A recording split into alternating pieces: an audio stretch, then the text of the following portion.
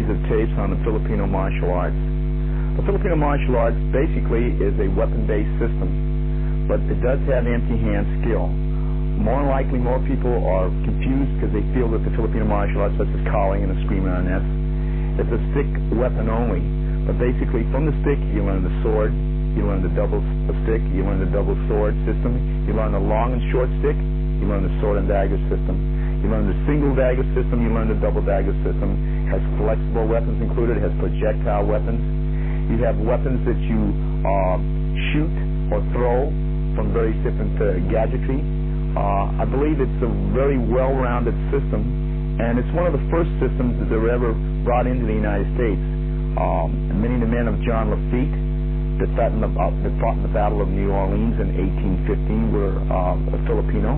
And so this art has been in the United States, but it's just never been introduced to the public. At this time, I hope that the series of films that you'll be seeing today will enhance your growth in the Filipino martial art. For I feel it will help not only your skill in the Filipino martial art itself, but in whatever system or style that you're in training in right now. Thank you very much.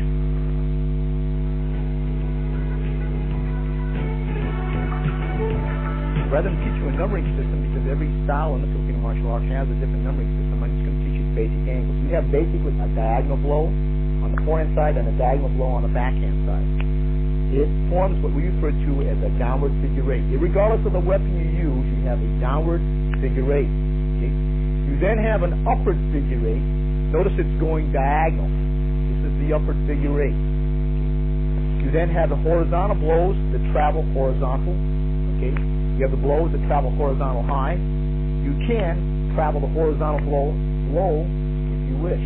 Okay? You have a vertical blow that strikes this way, one that comes completely through, others that whip through, others that snap. Okay? So basically all strokes, whether you pull through, have a tick, or you can even have a double on this side. This is what they call floretti. Okay? The interchangeable, because whether you pick up the weapon, you still have a downward figure eight. This is the Chris. I'm going to go slow so that you can see the motion. This is the downward figure eight with the Chris. You have the upward figure eight with the Chris. Okay? You have the high horizontal. You have the middle horizontal. If you're down on your knee, you have the low horizontal. You can go from slash to thrust. Slash to thrust. Slash to thrust. Slash to thrust. So basically, this weapon either slashes or thrusts. It can chop or it can pull through all the way through. Okay? Again, let's review this. There are three ranges. The first range, we hit the limb when we get out of range of the weapon. At angle 2, we're out of range of the weapon, and we hit the limb of the body. Okay? Again, we hit the limb. Number 4, we hit the limb. And number 5, hitting the limb. Okay? At middle range again, the second range is we can monitor the hand. This is usually where disarms can occur. Okay? But the main point in the middle range is that we can monitor the hand or we can touch the hand. At angle 2 again, the main thing is that we can touch the hand. At close quarter is that the puño can reach. And this is close quarter fighting. This is of course where all the chokes and the strangles and the foot sweeps and throws will occur. So again, there are three ranges: long range, middle range, and close quarter.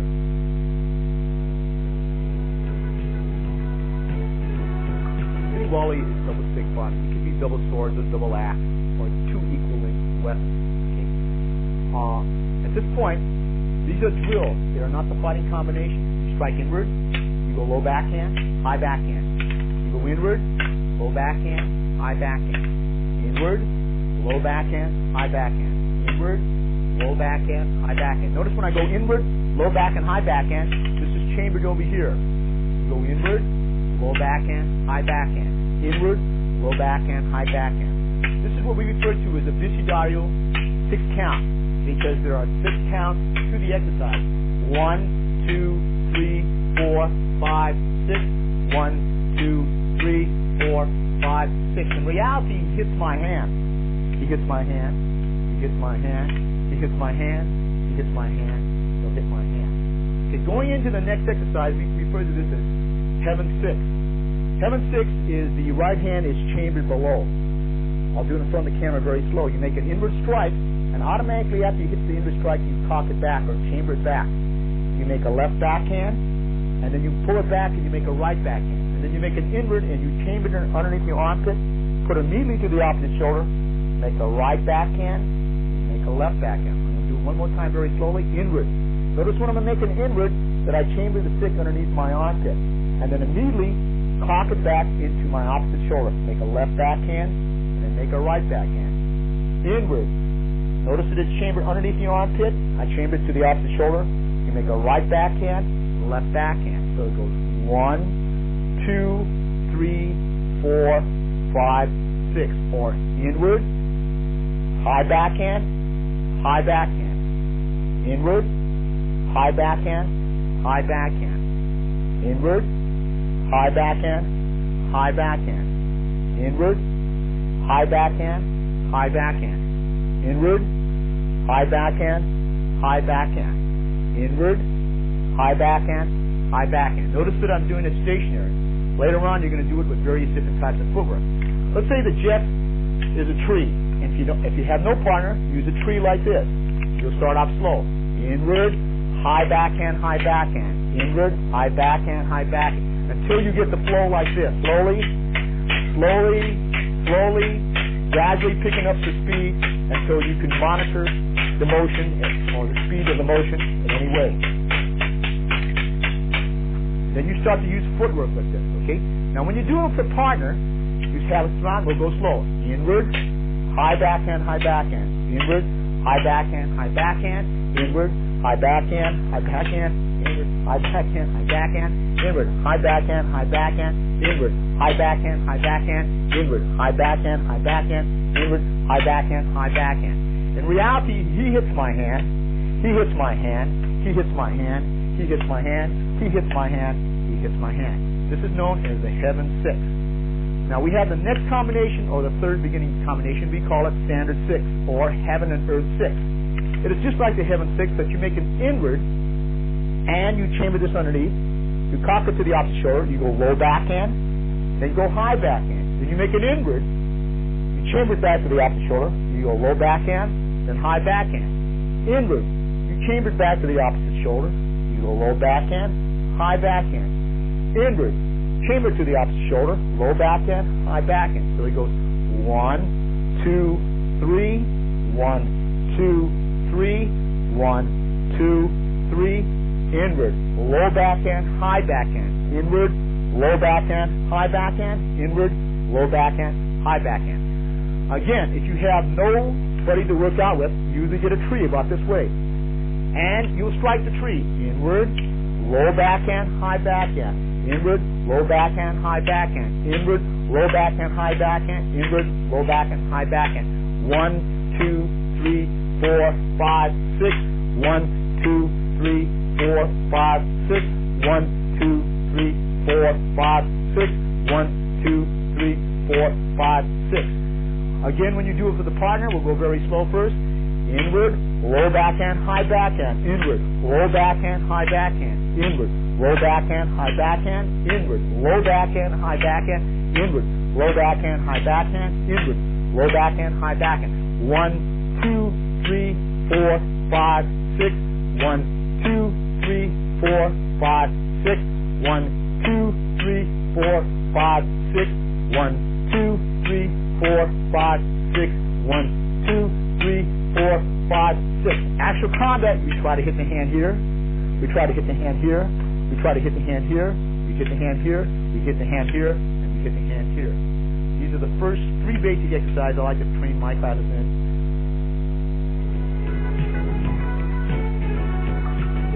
Filipino martial arts with Kali and Eskrima both have and employ hand-to-hand skill. Sometimes the motion is taken from double stick, sometimes it's taken from single stick, and sometimes it's taken from the dagger. And if I hold a dagger like this, and a man with a punch, you would take it back here and you'd end it over here. That same motion of slashing here and going here, when application in slow motion, that's the elbow technique. You can be the knee. Again. Okay, let's slow this down. Notice this is the cut here. Eye poke here, the trap over here, the thrust, the elbow, the hook, and the elbow again, if you use it. Now, if you don't have a weapon, then it is used like this. See, slow motion, elbow, knee, and elbow, and knee again. See? Now, a lot of times the knife is employed this way, and sometimes it could be in a left stance. See? Notice where the hit would be automatically, or the hit would be like this automatically. So if that would come in again, you would strike again. Okay? Or the hit could be here, and the shot could be here, and be employed here. The same principle is being used if the left hand is hit. Notice where we're hitting. The hit over here is on the brachial nerve or on the ulnar nerve. Okay? Paralyzing the arm. The hit again, automatically the hit would come, the strike would be here. Following up with the same technique. You can go into any technique. There's many variations. Slow motion again. That would be 1. It could be this way. 2. Hit. 3. Elbow. And hit again. Or it could be this way. Hit. Up this way. Hit. Over. Notice that all the motions are following from the motion of the dagger. I'm going to break it down into the basic system. The basic system I'm showing you right now is from a man who was taught to me by the name of Johnny LaCosta, Master Johnny LaCosta. He taught me the first motion we use is what's referred to as the gunting. So if the lead hand is thrown, we hit and we go in. The first technique, the gunting, and go straight in. Okay? From here, any type of throw, punch can be delivered, or elbow can be delivered. Notice there's a lot of elbow in collie and a lot of knee because of the vicinity of the opponent. Also, we can go out. Notice that the first one, I went gunting and went thrusting. This one, I move out. I'll notice that it's always in conjunction. It always squares the hand here and checks it automatically as the hit will come here. Automatically elbow and elbow again. Okay? So the basic premise on this is the gunting that stays in and the gunting that comes out. Okay? When the gunting comes out, this finger jab is here. It also will monitor the rear hand again and strike again, elbow. Notice that all the close quarter hits are being employed at the same time. The basics of the gunting. Okay. Then we have what is called the horizontal gunting. Notice that it's already into the eyeball, but for training purposes, we put it here.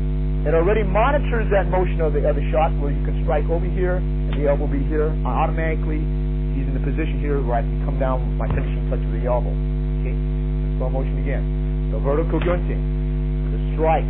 Notice how it monitors the rear hand automatically in the close vicinity. You can strike in any motion. Okay?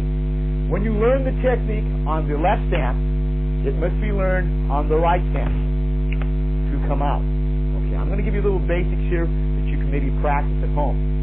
The vertical gunting, depending on the range of the distance. Okay. If you're in tight where they like to be, notice where the finger jab would be. This is what we refer to the vertical gunting, followed by the sungab. The sungab is done with the right hand. The vertical gunting, the sungab is done with the left hand. Repeat it again. See, notice over here, the finger jab is here with the right hand. This time, it's with the left hand. Okay? Repeat one more time. 1, 2. 1, 2. Okay?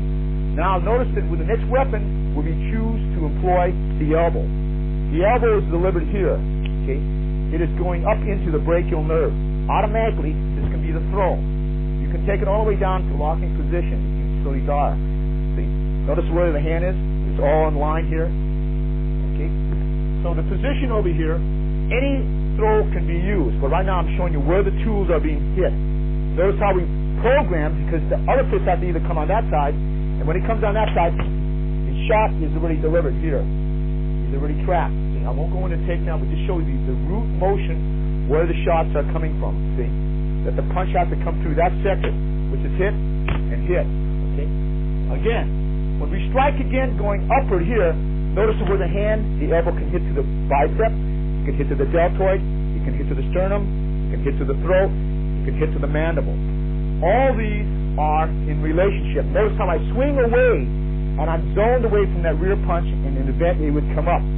Okay? And in. All here, all the trapping are employed here by takedowns from this angle also. Okay? I have to repeat it again. So for review now, we have the right finger jab, we have the left finger jab, you have the right sickle or the right elbow. Okay? Notice how I'm covered in case that punch were to come. See?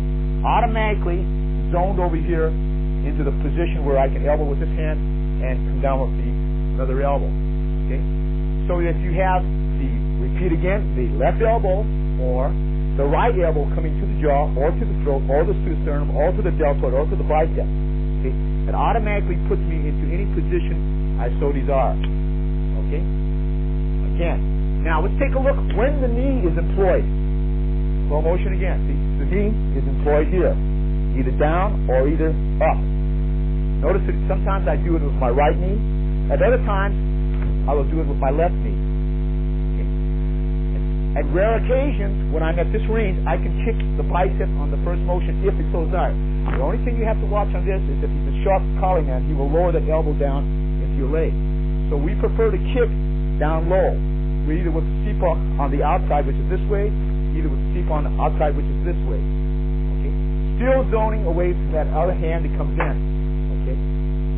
Basically, in college, if you learn it on the right side, everything has to be produced on the left side.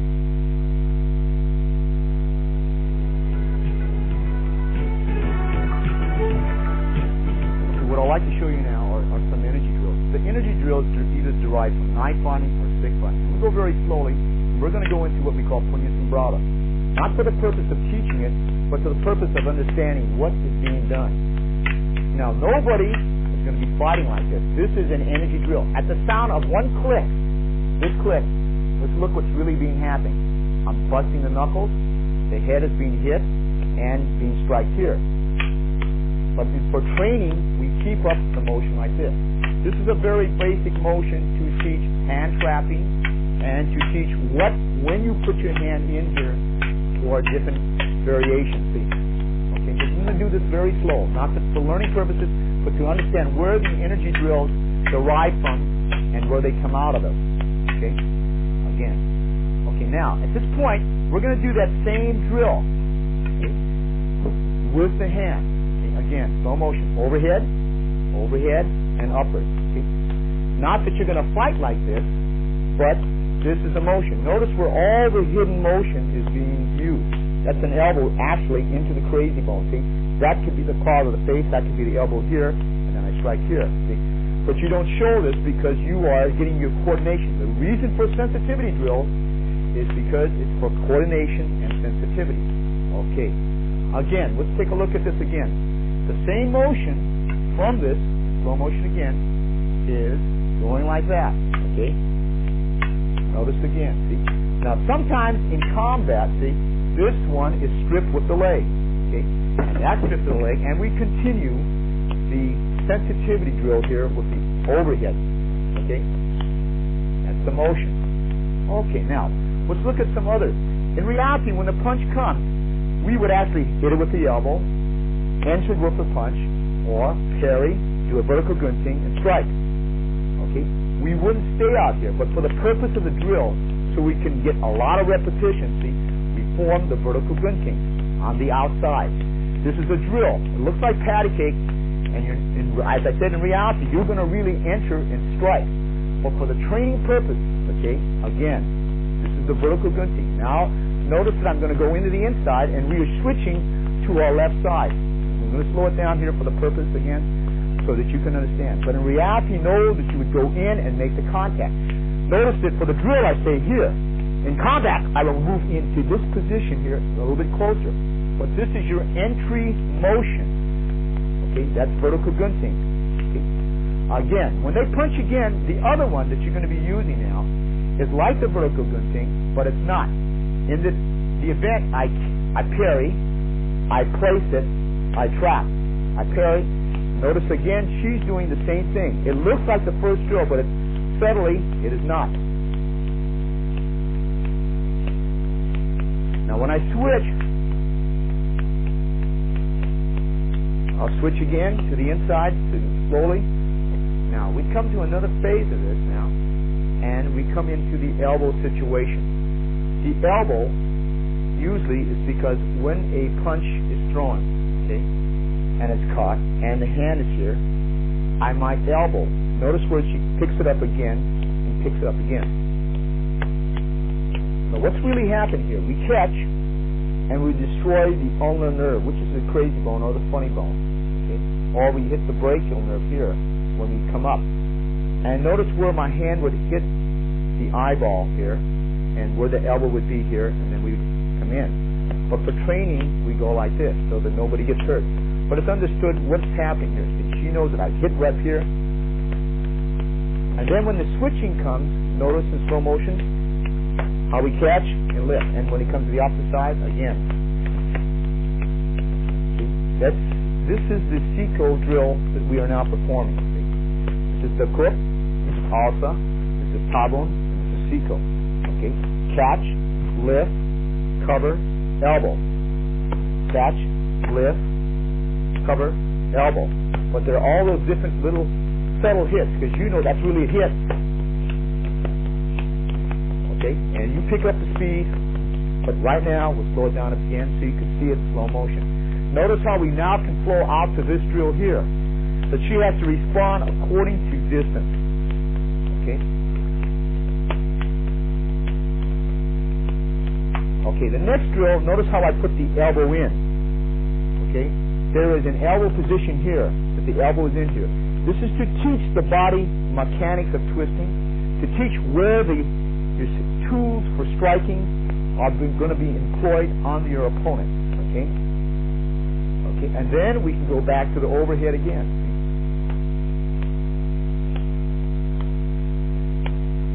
See, notice where the hidden hits would be. Okay? But this is a sensitivity exercise teaching us where to go. And then when we seek the path, notice it's just coming out very short like this. Seeking the path into the opponent. Okay? Then we go back to the punching range, either the vertical gunting, okay, or the placement. Notice when the backhand is being used. Okay? Back over here. And back out again. Switching and moving out. And back in. Back in again. Now notice we're freelancing it, and we're going all into the different variables of attack. If she were to knee from that position, we continue. Notice that you're looking when the knee comes in, again, check. All the different variables are being used in this particular drill. Okay? Okay, this is a very basic drill.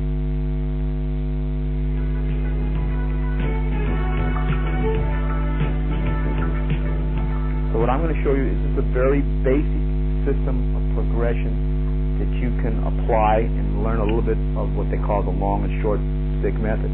Okay? So I'm going to start off with a very simple coordination drill. There are 6 counts in it.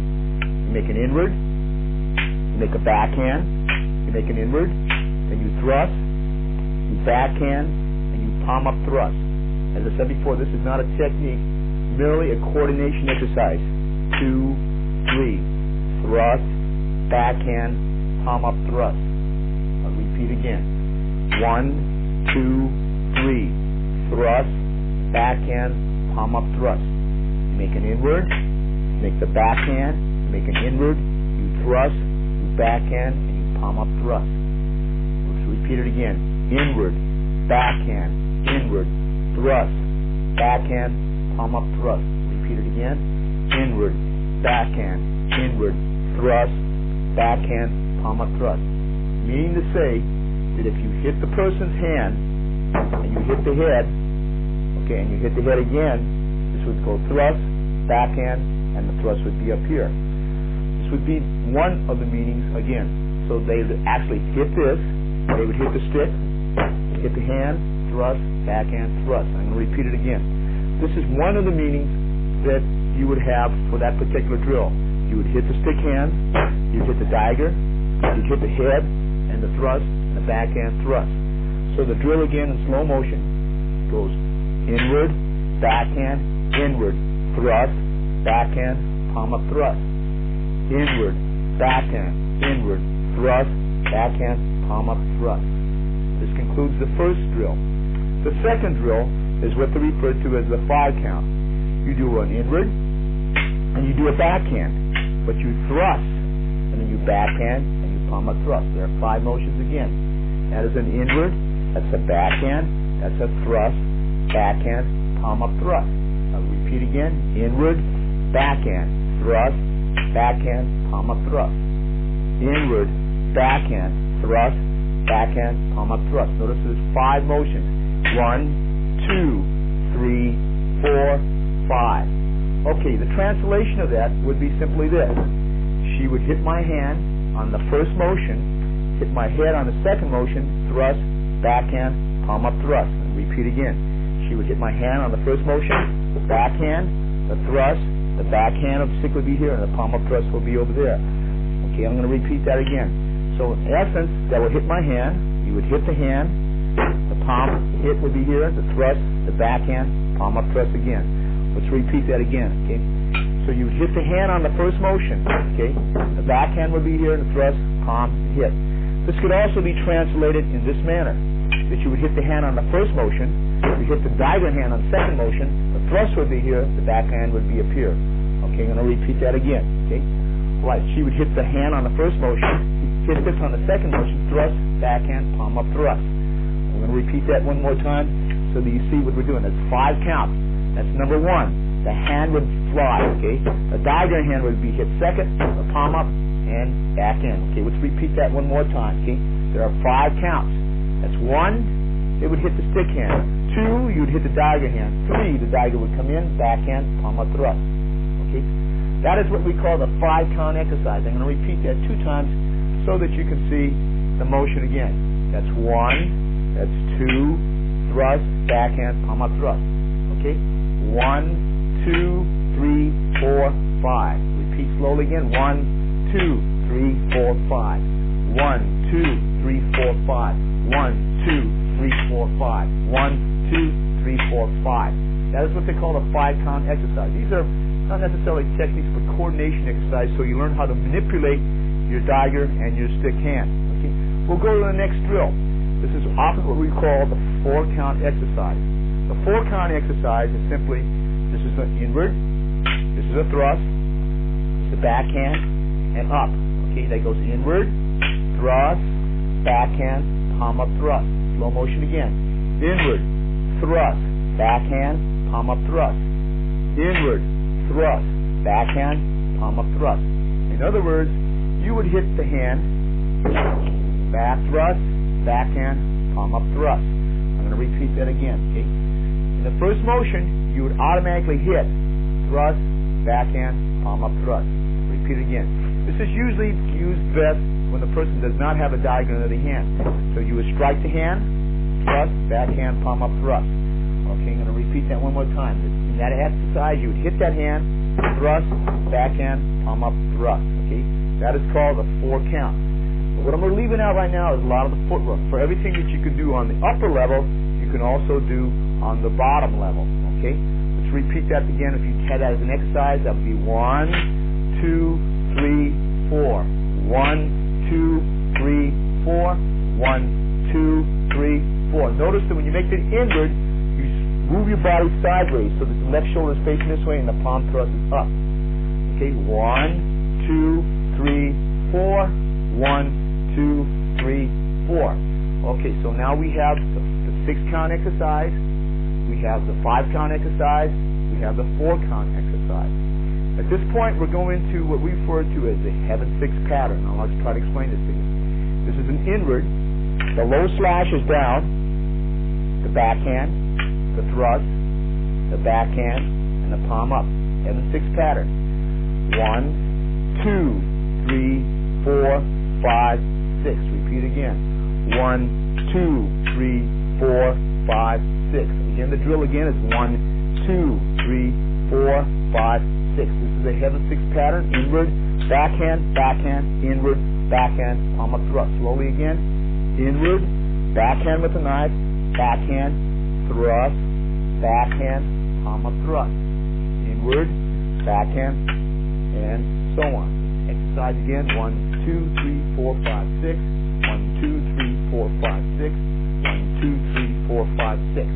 This is so you learn your coordination, how to manipulate your baton and your stick. Remember, there are various different ranges here. Okay? And we are working right now in close quarter and middle range. That means that we can apply dagger. If I was out here, I would not be able to apply my dagger efficiently. I could apply it possibly to the hand, but in here we are striking. Okay, so the first basic that I like to learn is when they strike at angle 1 and the dagger comes at the high line. Notice where the hit is. In In reality, we're here, but when I'm training, I'm just going to go here and thrust. Look at that again. Okay. 1, 2, 3, 4, thrust. Again. 1, 2, 3, 4, thrust. Okay. As you do this exercise, and you come over here, notice that you come up and you strike down.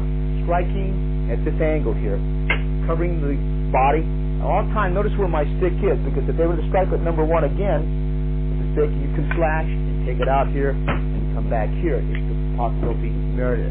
Okay, let's try this one. Look at one more time at this situation. Okay, so again, when the strike is here, okay, you parry with the dagger, you hit with the stick, and you thrust. You can come over the arm at that time and strike, and this is your follow-up pattern.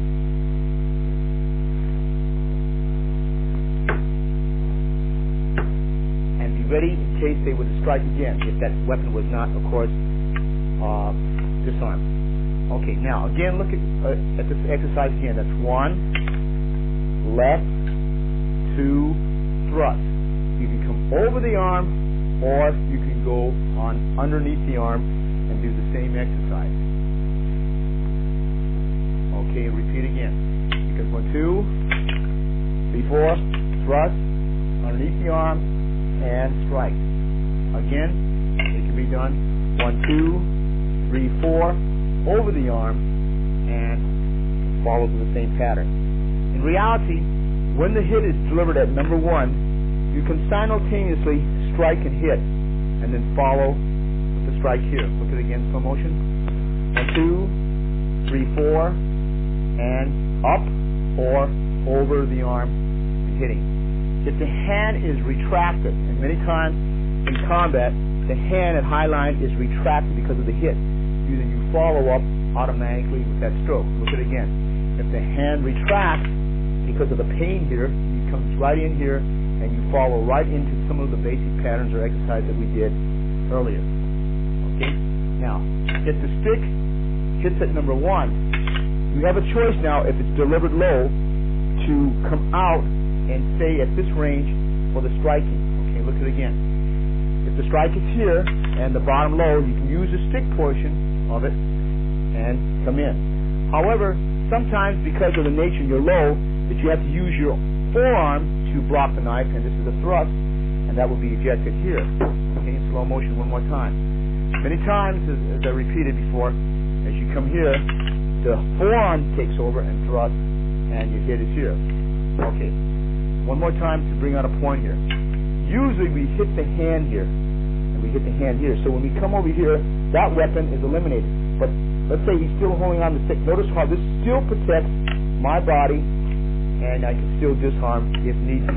Okay? Once more. Okay. That if I didn't hit the man enough, and he didn't drop his weapon, this weapon here is horizontal. Vertical, excuse me. It's vertical over here, so it will still cover the line here for the disarming. Okay? Okay, then there's many situations when my body, I try to strike. This is one of the very basic angles. One more time. I try to strike here. Okay? But many times I might try to curving strike here. But many times I might miss. So now we have to pick this up with the stick. And we go counterclockwise with the slash here. And again we go into the basic pattern here. And repeat it again. Many times I might miss because they might step back, and now my body, my left shoulder is forward, so I have to take the stick here, go around this way, the slashing portion would be here, and I would go right here.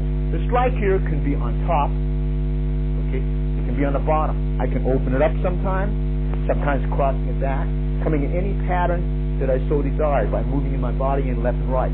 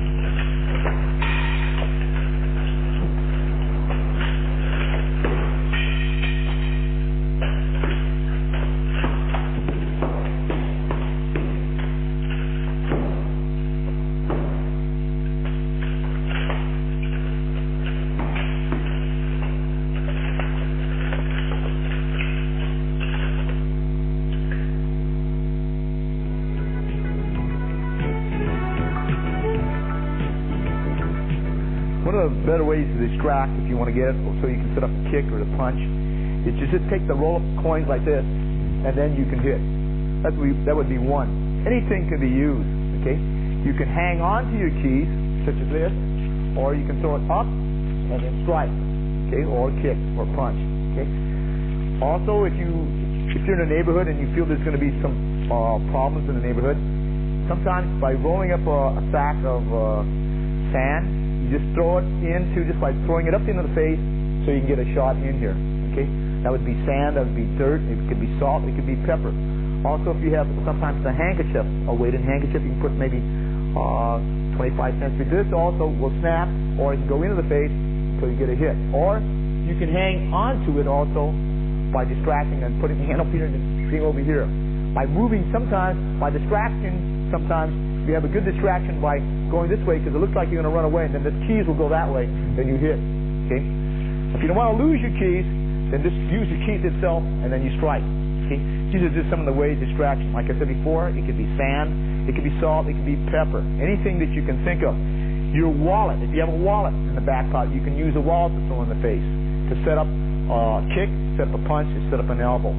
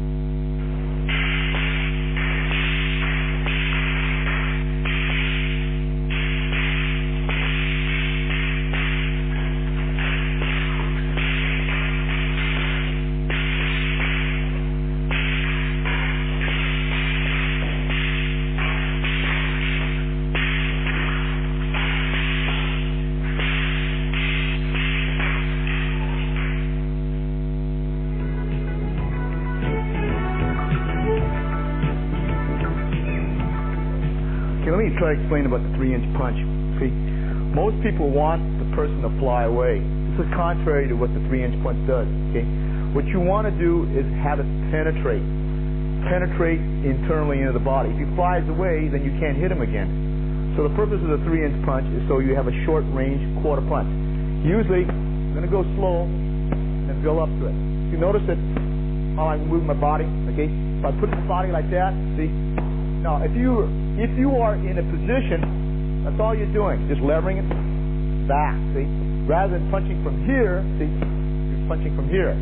Now, if he moves away, then you can't hit him again. So you don't want him to fly. The flying means that you push the man more. When it penetrates, because you want it to penetrate internally, that's all you're doing, just dropping it like that, see? 3 inches. Okay, now, why?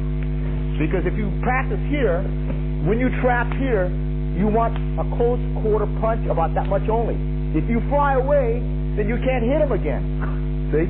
So the object over this is when you trap once, two, it's here, boom, and boom, boom. See? So you land internally. But if he flies away, you can't do the 1-inch punch. In fact, if you fly away, Bruce used to do this on a demonstration, but if he flies away, that means it's more of a push. What you want to do again for practicing purposes, okay? First, close the fist, tilt it until you get a little snap to that effect. That is more important right there. That is the basis of the 3-inch punch, not the guy flying away. Okay? Because as I said before, if he flies away, then you have to chase him to hit him again. And again, if you have a system here, you don't need a 3-inch punch, see? Over here is where you want to be able to do it. See the ringer? Bang! That, so you can hit him again, and maybe follow up from different ranges. Okay? This is the basis of the 3-inch punch.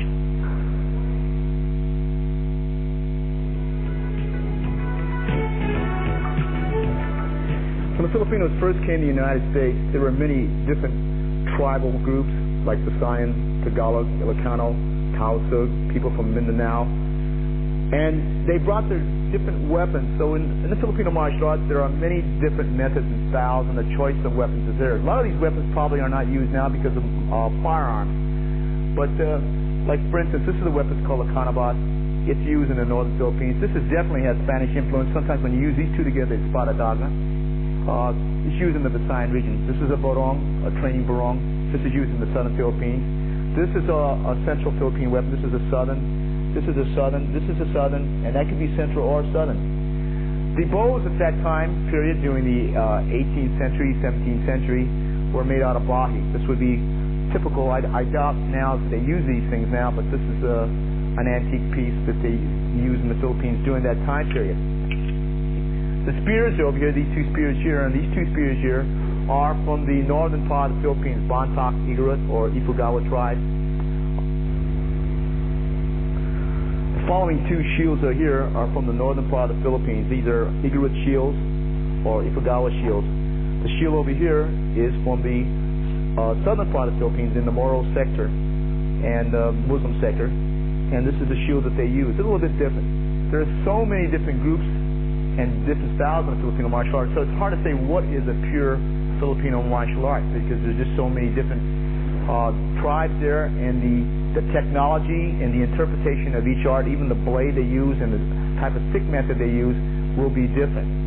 One of the other things they use is the blowgun. This thing is usually made out of, nowadays it's made out of metal, but it can be used with hollowed out rattan, or it could be used with hollowed out bamboo. Thank you for watching this videotape, and please watch for upcoming videotapes on my series of the different martial arts and also on the Filipino martial arts series. Okay. I want to thank at this time the following people: Paula Peterson, Jeff Amata, Guru Ted Lakai, and also Steve Nakamura for assisting me in this videotape. Thank you.